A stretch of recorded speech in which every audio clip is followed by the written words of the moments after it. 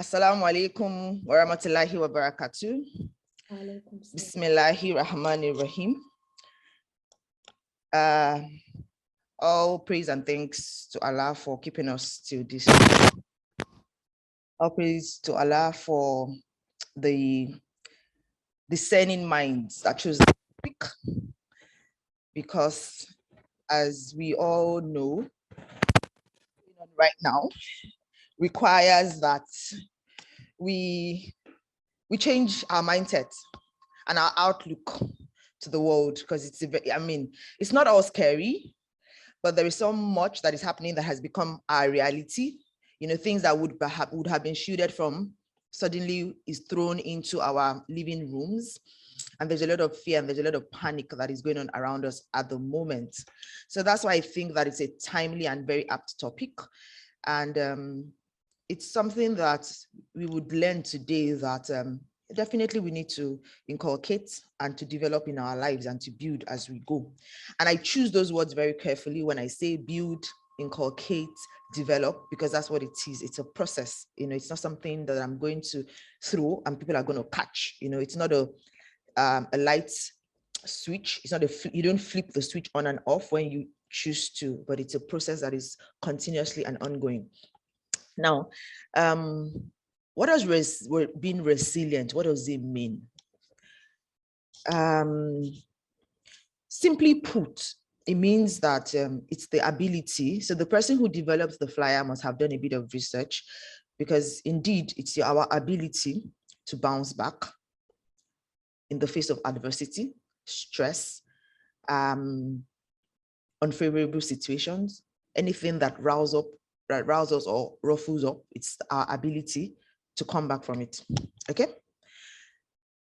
Now, if I'm going to give a practical example, and this is one of the ways that one of my teachers had taught me. On this hand of mine, on my left hand, I have a glass cup, right? On this other hand, you can see, I hope my background allows you to see, you have a plastic bottle.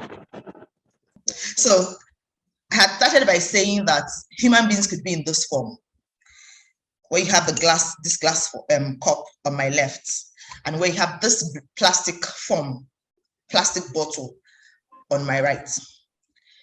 And we all know the characteristics of glass. If this were to drop, but I'm not going to drop it. If I wanted to do the experiment properly, I would drop it, and then I would make a very loud crash or bang, and my kids would wake up. So I wouldn't do that, but we know.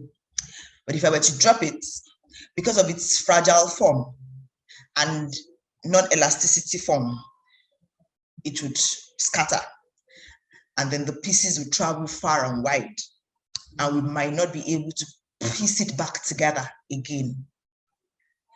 On the other hand is this plastic bottle that I have. Even if it were filled to the brim and I dropped it, all you would probably hear would be a thud, come, and then it's likely to bounce.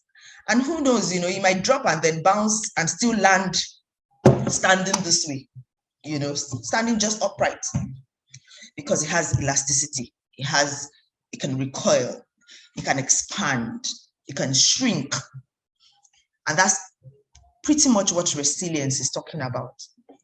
The ability to retain form, to retain shape, even though one has gone through a difficult period, a period of stress, of adversity, a period that one would think would end one, but our ability to come back, to bounce back from it, that is the easiest way to explain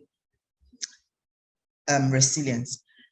And it is interesting because as Muslims, and this for me is one of the scariest realities for me, where Allah has said that, do you think that because you're Muslims, you will not be tested? And that's, that verse is worthy of, it should be like a preparation and a foundation for us to know that because you're Muslims does not mean that you will not be tested. Because you're believing does not mean, because you're faithful does not mean. But what do we need to then tide through this, to continue to ride the waves? I think resilience in a Muslim would definitely help us to do that. Thank you very much. I really like the analogy as well, and the use of the props. Game changer. Speakers have to step up now. Look what you've got. Thank you very much.